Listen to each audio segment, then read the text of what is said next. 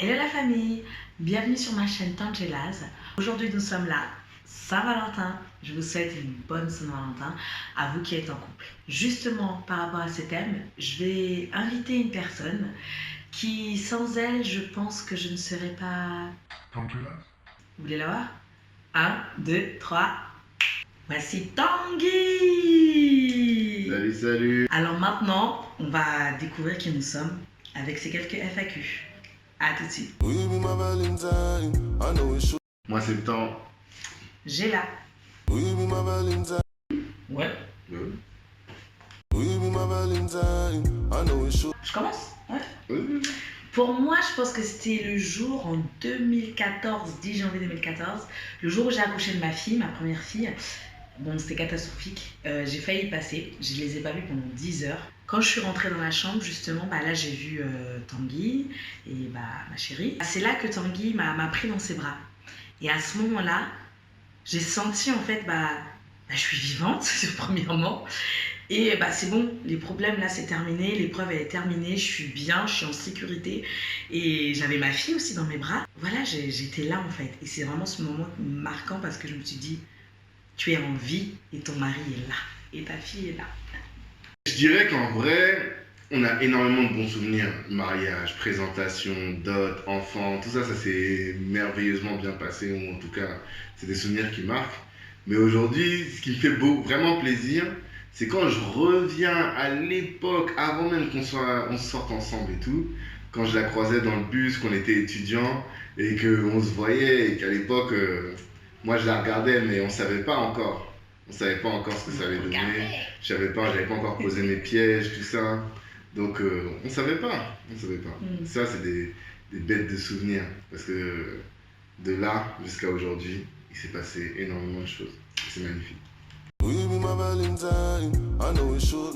Nous, on a un couple, on aime trop se tailler, on aime trop se vanner. Et taquinerie, c'est nous. Je sais pas, je dirais, ce qui est fort entre nous, c'est surtout le fait que on a les mêmes valeurs. On vient tous les deux de familles à peu près homogènes, on vient du même pays, et du coup on a les mêmes valeurs, la même compréhension des choses. J'ai un exemple, vous allez rencontrer quelqu'un avec qui vous allez vous mettre ensemble, et vous allez vous dire, voilà, moi, ma famille c'est très important pour moi, et elle ou lui aussi va dire, ma famille c'est très important. Sauf que derrière le mot famille, vous ne mettez pas la même chose. Lui, il va mettre son père, sa mère, ses frères et ses sœurs, et vous allez mettre le cousin, enfin la famille au sens large. Et nous, on a la même définition de beaucoup de choses. C'est ça qui est très important, je pense, en tout cas qui fait qu'on a un point très fort entre nous. On est très indulgent vis-à-vis de l'autre. C'est une de nos particularités dans le sens où on fait tous des conneries, il n'y a rien à dire l'un ou l'autre. Mais on va pas se jeter des assiettes à la figure, de se faire des reproches tout de suite, on attend, on sait qu'on n'est pas à l'abri d'une erreur, on s'explique par la suite, tranquillement. Nos parents. Ouais, les parents. Bon, bête d'exemple. Le sens de la famille et l'amour du prochain. Et le dépassement de soi aussi, toujours se surpasser. Un couple chaleureux qui aime aider les autres. C'est ça? Ouais, je vois, rien à ajouter. Pour monsieur, le service. Et madame, les moments de qualité. Yeah. Aimons-nous vivants. Chaque conjoint est un pâtissier et ensemble ils doivent être rigoureux, méticuleux pour créer et élaborer une pâtisserie qui leur ressemble, c'est-à-dire leur couple. La première étape pour nous en tout cas, on pense que c'est la base, c'est le langage de l'amour. Il faut d'abord connaître son langage de l'amour et ensuite celui du partenaire. Pourquoi? Disons que le langage de l'amour, c'est qu'il faut permettre à la personne, à son partenaire, de comprendre qu'on l'aime. Parce qu'il y a des gens, si on se contente de leur dire je t'aime par des mots et que ces personnes-là ne sont pas sensibles aux mots, ça n'aura pas d'impact. Donc ce qu'il faut, c'est absolument savoir comment est-ce que la personne aime qu'on lui dise je t'aime pour qu'ensuite elle soit touchée quand on lui manifeste ça de cette manière. J'avais sorti les vêtements que j'avais portés, j'avais sorti ma chemise, j'étais en train de courir, je sors de la douche et là qu'est-ce que je vois sur le lit? ma chemise repassée. Non, ce jour-là, j'allais leur demander en mariage une deuxième fois. Ça m'a trop touché. J'étais trop... voilà.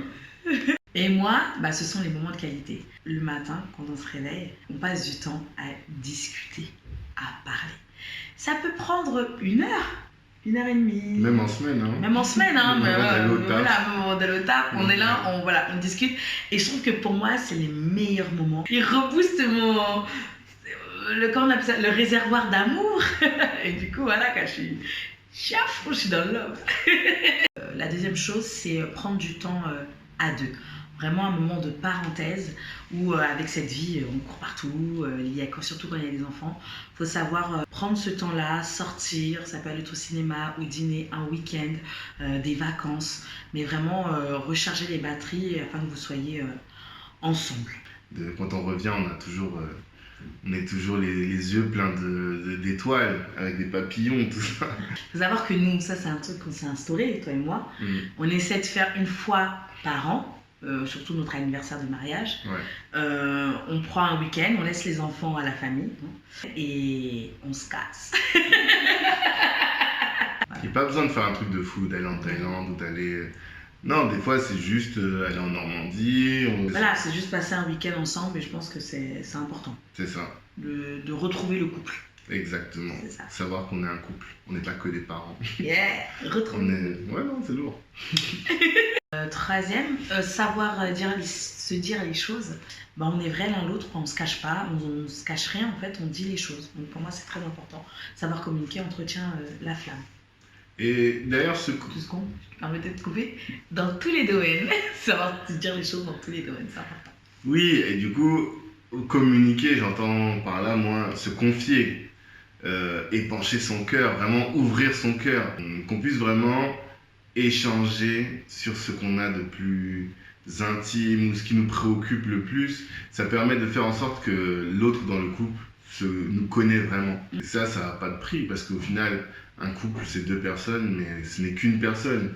Et ça suppose qu'on puisse échanger, se partager avec cette personne-là qui est son partenaire le plus proche, la personne avec laquelle on partage le plus de choses. Donc vraiment, il y a cette dimension-là, je pense, qui entretient la flamme, qui est de communiquer, se confier à l'autre. Je l'avais dit dans une de nos vidéos, notre conjoint, c'est pas Dieu, c'est pas ce qu'on veut ou ce qu'on n'aime pas. Et souvent, nous les femmes, on est... limite c'est, tu dois deviner, j'ai pas à te dire, sinon tu m'aimes pas. C'est pas ça en fait. Si j'ai envie, j'aime les sushis, je vais pas lui dire, réfléchis. Je vais lui dire, oui, j'aime les sushis.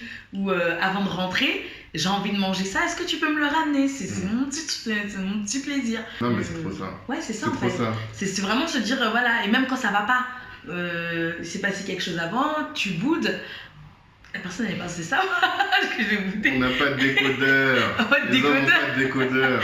Si on est tout le temps en train d'avoir la tête ailleurs, eh bien on n'écoute pas quand notre partenaire nous parle. On ne peut pas se comprendre parce que l'autre elle s'est confiée, mais lui n'a pas écouté. Dans sa bulle. Il est dans sa bulle, exactement. Et je pense qu'il faut qu'il y ait des moments où on n'est que tous les deux, quoi. C'est pour ça que c'est bien, par exemple le matin avant de bosser, là on n'a pas de portable, on est là juste là en train de se dire tu vas faire quoi aujourd'hui, tu vas aller où, tu finis à quelle heure, t'as quel rendez-vous, voilà. Ça fait partie des moments où on peut vraiment échanger. Et il faut réfléchir à trouver des moments dans l'organisation du couple pour qu'il y ait ces espaces-là juste entre les deux. 4e point du coup, c'est écouter son partenaire, être disposé à l'entendre, c'est très important. Écouter, souvent quand dans une communication, une personne parle, on est déjà en train d'anticiper, et parce que vous pensez connaître, ou parce qu'on pense connaître ce que la personne avait à dire, qu'on l'écoute même plus. On va réagir tout de suite, et en face, la personne va être frustrée. Et c'est un tue l'amour. Et la personne en face, elle a envie de te dire, mais en fait, tu m'as même pas écouté, wesh. C'est quoi ton délire? Quelqu'un m'a dit un jour, on a 2 oreilles et une bouche. Donc on devrait plus écouter que parler. Et donc ça c'est important, et un autre souci particulièrement que je note, mais ça c'est pas que dans le couple, c'est dans les relations humaines en général, j'ai l'impression que les gens écoutent uniquement pour répondre. et pas pour chercher à comprendre l'autre. C'est pour ça que dans bien des situations, moi je me prends même plus la tête à débattre, quoi, parce que j'ai l'impression que les gens ils veulent juste être dans la confrontation des idées et pas chercher à comprendre ce que l'autre veut dire.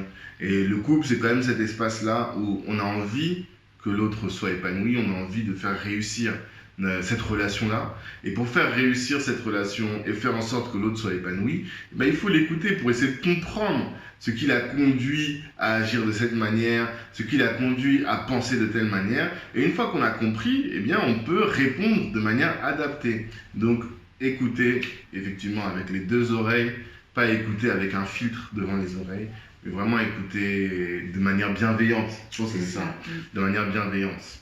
Ouais, je dirais qu'il faut absolument chercher à plaire à son partenaire. Et c'est ça qui entretient la flamme en vrai. Si le partenaire ou la partenaire aime les hommes ou les femmes ambitieuses, toujours en train dans les projets et tout, ben, il faut s'efforcer de se mettre au niveau de ce que l'autre aime. Pour moi, ce qui entretient la flamme, c'est beaucoup ça. Dire voilà, qu'est-ce qu'elle kiffe? Ah, vas-y, je vais faire ça. Je vais me mettre comme ça. Je vais me mettre en mode, quoi. Comment j'étais au moment où mon conjoint est venu me chercher? Parce que si tu étais une personne qui était, là je parle des filles, même des hommes, tu étais coquette, tu prenais soin de toi, tout ça, c'est pas parce que les enfants sont là, c'est pas parce que tu as une vie de ouf que bah, il faut arrêter ça. Il est venu te chercher comme ça, donc reste comme ça. Même aussi au niveau caractère, c'était une personne qui était pleine de vie, joyeuse, faux folle, sous prétexte que tu es devenue une maman, sous prétexte que tu es devenue, je sais pas, une femme d'affaires ou je sais pas, que bah, tu as laissé cette joie-là de pleine de vie de côté, quoi. Il faut chercher à plaire.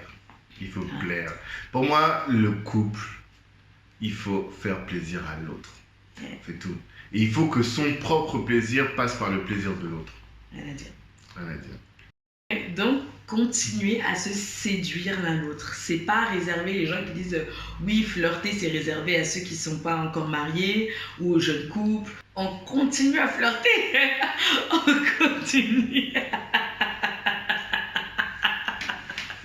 Selon nous, pour entretenir la flamme dans le couple, la recette d'Angelas, il faut 250 g de langage de l'amour, 250 g de confidence, 250 g d'écoute et 250 g de séduction. Si vous avez aimé la vidéo, n'hésitez pas à liker, à vous abonner si ce n'est pas encore fait et actionner la petite cloche. Et surtout, partagez la vidéo. Si vous voulez plus de conseils, si vous voulez m'écrire, n'hésitez pas à commenter, je me ferai une joie d'y répondre. Sinon, je vous dis à une prochaine vidéo. Ciao.